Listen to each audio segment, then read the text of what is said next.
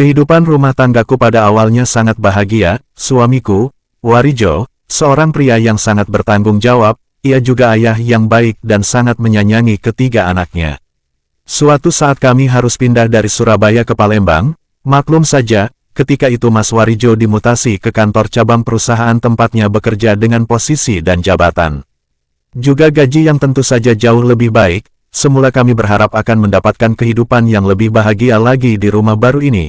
Namun justru di kota empe-empe inilah kepahitan itu berawal. Ya, tragedi itu bermula dari vonis kanker otak terhadap anak ketiga kami, Bambang Prihandoko. Yang ketika itu baru berumur 3,5 tahun, kenyataan ini sungguh memukul batinku, juga batin suamiku. Sejak si bungsu divonis mengidap kanker otak, kulihat Mas Warijo sering melamun sendiri. Memang, dibanding kedua anaknya yang lain, Mas Warijo jauh lebih menyayangi si bungsu, sebab sejak bayi masih merah, anak ini memang sering sakit-sakitan sehingga membutuhkan perhatian ekstra dari kami. Mungkin karena itulah tumbuh kasih sayang yang sangat besar dari kami berdua. Terutama Mas Warijo yang sering menyebut Bambang sebagai anak yang memiliki banyak keajaiban, sebab ketika aku mengandungnya, Mas Warijo mengaku sering bermimpi ditemui seorang kakek bersorban putih mirip sosok wali, yang menitipkan anak padanya. Namun, mimpi hanyalah mimpi, kenyataan tetap berbicara lain. Meski biaya pengobatan si bungsu ditanggung asuransi Askes dari perusahaan tempat Mas Warijo bekerja. Namun karena penyakit yang diderita oleh Bambang relatif langka dan sulit disembuhkan, maka usaha kami membawanya berobat ke berbagai rumah sakit ternama di kota Palembang sepertinya hanya sia-sia saja. Bila sedang kumat, si kecil Bambang sering jatuh pingsan, dan kami tidak bisa berbuat apa-apa, kecuali hanya membawanya ke rumah sakit untuk sekedar mendapatkan penanganan gawat darurat. Kami hampir putus asa menghadapi keadaan si bungsu. Puncaknya, pada musim libur Hari Raya Idul Fitri di tahun 2005 silam, kami sekeluarga memutuskan mudik ke kampung halamanku di Wonogiri, Jawa Tengah. Di samping ingin berlebaran bersama keluarga, rencananya kesempatan ini juga akan kami gunakan untuk mencari cara alternatif guna mengobati penyakit Bambang. Manusia hanya bisa berencana, sedang Tuhan yang menentukan. Itulah yang terjadi. Seminggu setelah tinggal di rumah orang tuaku untuk menikmati liburan, dan sebelum sempat kami membawa Bambang berobat secara alternatif, ternyata Tuhan telah memanggilnya lebih dulu. Bambang menghembuskan nafas terakhirnya dalam gendongan ayahnya. Kepahitan ini terjadi hanya 3 hari setelah Hari Raya Idul Fitri. Betapa berdukanya kami sekeluarga karena kepergian Bambang jatuh pada hari yang semestinya penuh dengan kebahagiaan. Apalagi malam harinya Bambang masih sehat dan bermain-main dengan kami. Baru menjelang subuh dia pingsan, setelah lebih dulu kejang karena menahan sakit pada kepalanya. Sampai akhirnya dia tak kuat lagi melawan rasa sakit itu. Kepergian si bungsu sungguh merupakan kehilangan yang teramat besar bagi kami. Sebagai ibu yang merawatnya sejak masih dalam kandungan, sudah barang tentu sulit bagiku untuk mengikhlaskan kepergiannya. Mas Warijo pun sepertinya merasakan hal yang sama, namun sebagai lelaki ia sudah pasti jauh lebih kuat jika dibandingkan denganku. Buktinya, masih dalam kedukaan, karena masa liburan yang sudah habis, maka itu setelah selamatan 7 hari kepergian Bambang, Mas Warijo kembali ke Palembang untuk melakukan kembali rutinitasnya sebagai seorang karyawan sebuah perusahaan swasta. Sementara itu aku sendiri lebih memilih untuk tetap tinggal di rumah orang tuaku. Demikian pula dengan kedua anakku yang ketika itu baru duduk di kelas 1 dan 2 SMP, mereka tetap tinggal di Wonogiri. Bahkan karena kedekatan dengan kakek dan neneknya, kedua anakku ini memilih pindah sekolah. Sejak kepergian si bungsu, hari-hari yang kulalui terasa sangat hampa. Berat pula bagiku untuk kembali ke Palembang mengingat kedua putra dan putriku juga enggan juga untuk menyusul ayahnya pulang ke sana. Karena keadaan ini, pada akhirnya aku pun lebih memilih tinggal di Wonogiri. Suamiku cukup mengerti dengan pilihanku ini, ia tahu pasti kondisi jiwaku masih labil. 5 bulan berlalu sejak kematian si bungsu, Mas Warijo masih rutin mengirimi kami uang untuk biaya hidup setiap bulannya. Di bulan ke-6 sesuatu yang tak pernah kuduga sebelumnya terjadi. Kiriman uang dari Mas Warijo tak kunjung tiba sesuai jadwal biasanya. Mendapati kenyataan ini, ku coba menghubunginya lewat ponsel miliknya tapi ternyata mailbox yang kudapati. Ketika ku kontak lewat telepon kantor, pihak resepsionis malah mengatakan kalau Mas Warijo sudah mengundurkan diri sejak sebulan lalu. Berita ini benar-benar membuatku pusing 7 keliling. Mengapa Mas Warijo mengundurkan diri dari pekerjaan dengan tanpa terlebih dahulu meminta pendapatku? Atau setidaknya memberitahuku apa yang telah terjadi dengannya. Mengapa ia begitu berani mengambil keputusan yang sedemikian gegabah? Apakah ia sudah mendapatkan pekerjaan lain yang lebih menjanjikan? Setumpuk pertanyaan itu tak kudapatkan jawabannya, sebab sejak ku terima berita itu Mas Warijo seolah telah menghilang dari jagat raya ini. Tak pernah secuil pun ku dengar kabar tentang dirinya. Berulang kali kuhubungi ponselnya namun yang ku dengar hanyalah suara operator yang mengatakan bahwa nomor tersebut tak dapat dihubungi. Betapa kecewa hatiku, sebab Mas Warijo pun sama sekali tak pernah memontakku, walau hanya sekejap saja. Kemana perginya Mas Warijo? Tak ada seorang pun yang bisa menjawabnya, ia telah pergi tanpa pesan, meninggalkanku dengan kedua anaknya yang masih membutuhkan biaya hidup yang sangat besar, terutama untuk pendidikannya. Di tengah keputusasaan, aku bertemu sahabatku semasa SMA dulu, sebut saja namanya Yuliana. Waktu itu aku sangat surprise melihat keadaan Yuliana yang sepertinya sudah menjadi orang sukses. Ia bisa nyetir sendiri, mobilnya yang bagus dan sangat mewah menurutku. Tak hanya itu, ia juga sudah menyandang gelar seorang hajah dan ia nampak cantik sekali dengan balutan busana muslimah. Bagaimana ceritanya sampai kehidupan Yuliana bisa berubah dengan sedemikian drastis? Padahal, aku tahu persis bagaimana asal-usul sahabatku ini, ia lahir dari keluarga petani yang sangat miskin. Bahkan sewaktu sekolah dulu, ia sering menunggak SPP, dan kalau jajan di kantin seringkali aku yang mentraktirnya. Melihat Yuliana yang sudah hidup senang terus terang saja aku merasa sangat iri padanya, sahabatku ini seolah-olah bisa membaca perasaanku, buktinya, seminggu setelah bertemu dengannya, ia mengundangku datang ke rumahnya. Ketika aku sampai di rumahnya, kekagumanku padanya semakin besar saja bagaimana tidak.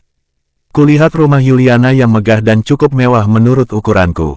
Kemana suamimu, Yul? Tanyaku ketika itu saat melihat suasana rumah yang sepi. Yuliana tersenyum sambil menyuguhkan cemilan di hadapanku. Aku sudah 5 tahun menjanda, Red, katanya. Mendengar jawabannya, aku merasa sedikit tak enak hati, namun, Yuliana sepertinya tidak merisaukan pertanyaanku barusan, nyatanya ia segera menyambung penjelasannya. Suamiku selingkuh, jadi kupikir mending bercerai saja, lagi pula, sekarang ini keadaanku sudah cukup mapan, karena itu meski mantan suamiku sering meminta untuk kembali, tapi dengan tegas selalu kutolak, apalagi kedua anakku juga sudah besar. Mereka tidak pernah menanyakan bapaknya, ya, beginilah kehidupanku, dan aku merasa cukup bahagia meski tanpa suami. Oh ya, bagaimana keadaanmu, rumah tanggamu, Retno? Tanya Yuliana. Karena ditodong pertanyaan seperti itu, akhirnya tanpa tedeng aling-aling ku ceritakan bagaimana porak-porandanya keluargaku. Sebagai sahabat, sepertinya Yuliana sangat tersentuh mendengar ceritaku. Ia berkata setelah menyimak ceritaku, aku ini tetap sahabatmu, Retno, karena itu juga aku ingin melihat hidupmu bahagia. Masalahnya, apakah kau mau melakukan solusi yang akan kuberikan, dan apakah engkau akan mempercayainya? Seperti apa solusi yang engkau tawarkan itu, Yul? Aku balik bertanya, kau harus kawin dengan genderuwo, katanya. Betapa terkejutnya aku mendengar jawaban dari mulut mungil sahabatku ini. Bagaimana mungkin Yuliana yang sudah menyandang titel sebagai seorang haja itu sampai tega hati menawarkan solusi sesat itu padaku? Seolah bisa membaca keterkejutanku, Yuliana buru-buru menyambung ucapannya sambil tersenyum. Kau jangan buru-buru berpikiran negatif, kau pasti menyangka ini semacam pesugihan bukan?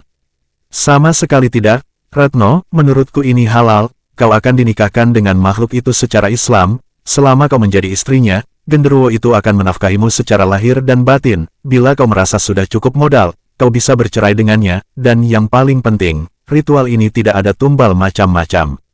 Asal kau tahu saja, aku bisa seperti ini juga karena melakukan ritual itu. Setahun lalu aku minta cerai sebab aku sudah merasa punya cukup modal untuk berusaha sendiri. Genderuwo itu bersedia menceraikanku, dan sekarang hidupku tenang sebab aku juga bisa menjalankan ibadah. Setelah mendengar penjelasan Yuliana seperti itu, aku pun mulai tertarik mengikuti jejaknya. Terlebih lagi kehidupan itu memang sangat susah, bapakku yang selama ini jadi tulang punggung keluarga sudah berhenti bekerja karena penyakit diabetes yang merongrong tubuhnya, belum lagi aku harus memikirkan biaya sekolah dan masa depan kedua anakku, walau bagaimanapun mereka harus terus sekolah dan kuliah sampai ke perguruan tinggi. Dengan kedua alasan tersebut akhirnya aku meminta Yuliana untuk mengantarku ke rumah orang pintar yang katanya sudah biasa memandu ritual kawin dengan genderuwo itu. Singkat cerita, Yuliana mempertemukanku dengan Ki Badrowi, atau paranormal yang biasa mengawinkan manusia dengan genderuwo. Setelah mendengarkan penjelasan tentang keinginanku yang disampaikan oleh Yuliana, Ki Badrowi mengaku bersedia membantu, namun aku diminta untuk mempersiapkan semua kelengkapannya, seperti apel jin dan berbagai sarana lain untuk selamatan ritual perkawinan itu nantinya. Yuliana bersedia membantuku menyediakan semua keperluan ini.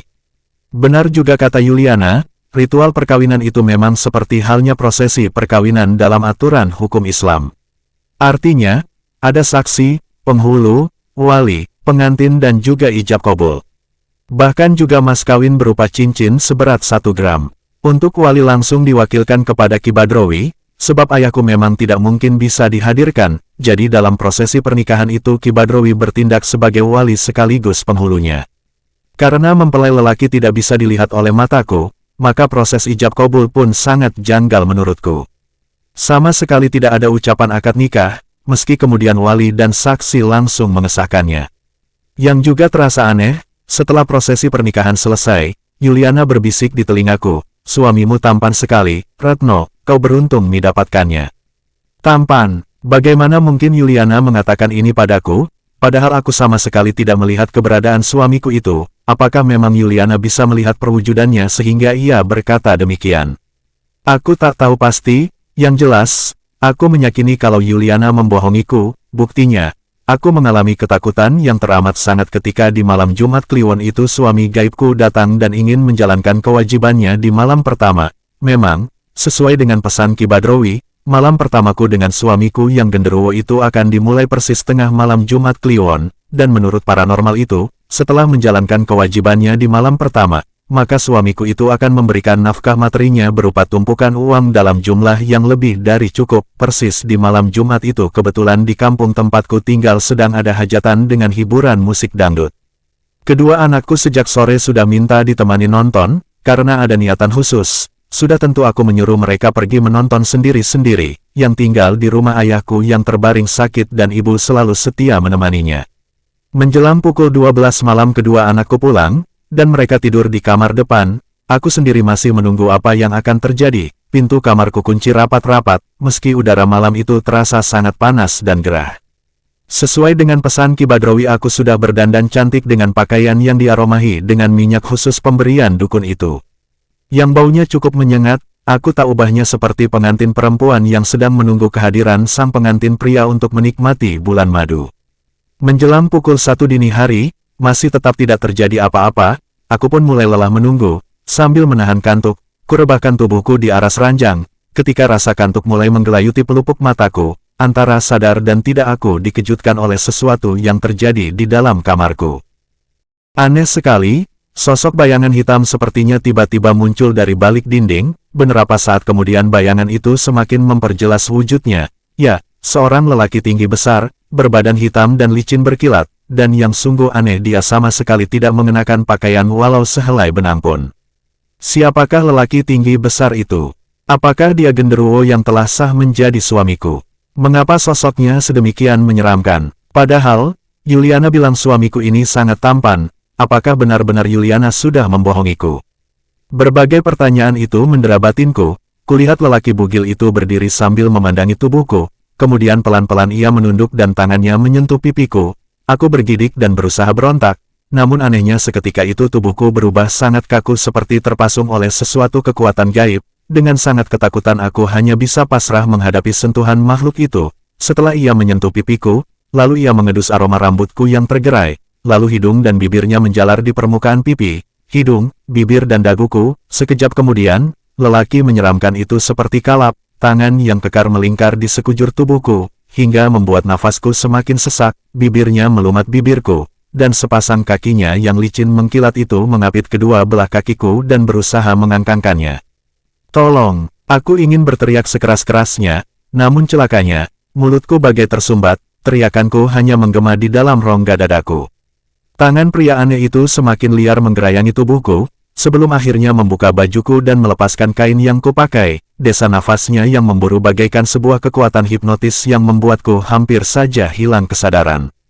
Tetapi, Tuhan menyayangiku dalam keadaan yang sangat kritis itu tiba-tiba saja mulutku berucap dengan lantang, "Astagfirullah, Allahu Akbar, la haula wala quwata illa billah."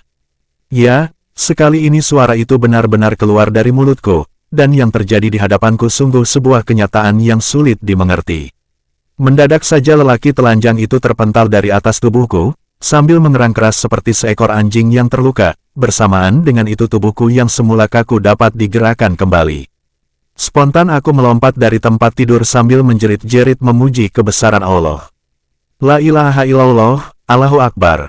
Subhanallah. Puji-pujian itu keluar begitu saja dari mulutku, dengan suara yang lantang, sama seperti kejadian yang semula, sosok makhluk itu mengubah wujudnya menjadi bayangan hitam, lalu hilang seolah-olah masuk ke dalam dinding. Tak lama kemudian kedua anakku menggedor-gedor pintu sambil memanggil-manggil mama. Ketika pintu kubuka, mereka langsung berhamburan memelukku dan langsung bertangisan. Apa yang terjadi, Ma?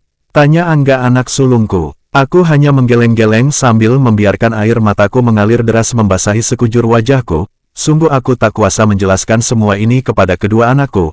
Aku tak ingin melukai perasaan mereka. Aku tak ingin mereka menudingku telah melakukan kesesatan hanya karena tak tahan menanggung kesusahan hidup.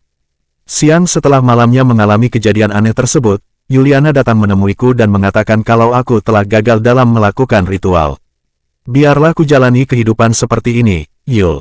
Aku tak ingin lagi melakukan ritual kawin dengan genderuwo itu, kataku setelah mendengar penjelasan Yuliana. Meski mengaku kecewa, namun Yuliana cukup mengerti dengan perasaanku. Sebagai sahabat, ia juga minta agar aku tidak sungkan-sungkan untuk meminta bantuan padanya bila aku memerlukannya. Namun sejujurnya, aku tak pernah berani meminjam uang kepada sahabatku ini walau dalam keadaan sesulit apapun.